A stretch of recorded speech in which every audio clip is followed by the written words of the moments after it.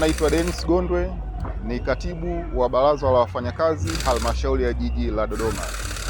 Halmashauri ya jiji la Dodoma leo imeshiriki katika maadhimisho ya siku ya wafanyakazi duniani maarufu kama Mei Mosi, ambayo inaongozwa na kauli mbiu isemayo kazi zenye staha ni nguzo imara kwa maendeleo endelevu katika utekelezaji wa dira ya taifa mwaka 2050. Kwa upande wa halmashauri ya jiji la Dodoma, napenda kuchukua nafasi hii kwanza kumshukuru mkurugenzi wa jiji la Dodoma pamoja na management yake kwa kutoa uzito katika maadhimisho haya.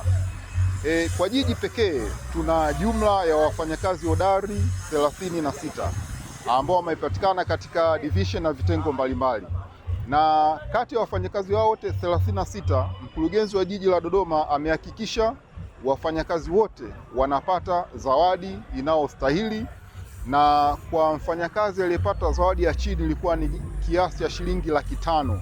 Kwa hiyo utaona kwa wafanyakazi wote 36 takriban shilingi milioni 20 imetumika katika zawadi na motisha kwa wafanyakazi hodari wa jiji la Dodoma. Na hii ina maana gani? Maana yake ni kwamba mkurugenzi na management yake wanathamini mchango unaotolewa na wafanyakazi katika halmashauri ya jiji la Dodoma.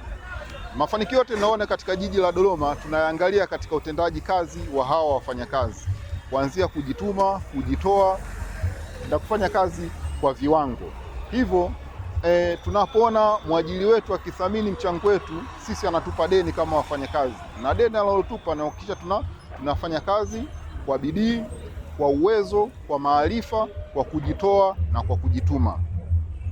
Lakini msingi umewekwa katika nidhamu, kuheshimiana na utekelezaji wa maelekezo ambayo tunapewa na wasimamizi wetu wa kazi, lakini pia pamoja na viongozi wetu ambao wanatusimamia.